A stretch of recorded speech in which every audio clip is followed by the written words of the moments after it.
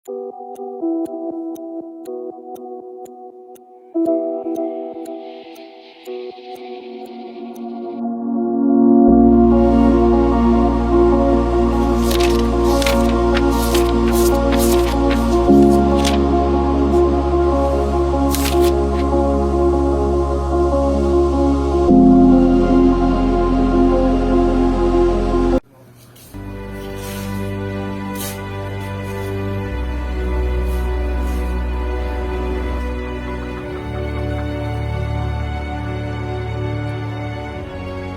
si Maria Clara, isang babaeng pinangkin ng lahat.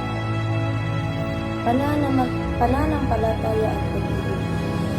Sa paningin ng lipunan, ako ay may buhay. Mahihing masunuring makadiyos. Ngunit sa likod na katahimikan, mayroon ang katotohanan. Ako ay bihag ng sistemang kontrolado ng mga pride. Nawala ang aking ama. Nawala ang aking pag-ibig kay Ibarra. At maging ang aking sariling kapalaran. Hindi ko na nahawakan. Pinili nila kung sino ang aking mamahalin.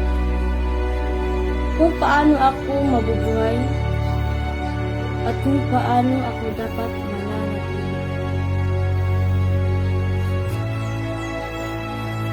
Ganyan ba ang hustisya? Ganyan ba ang relahiyong dapat ipagtanggol? Siya ring sumasakal sa aking kalayaan? Stop. Ako si Maria, hindi lamang news ng pag-ibig, kundi salamin ng babaeng Pilipinang kinalagkad ng kolonyalismo. Walang galang sa kanyang bigilay.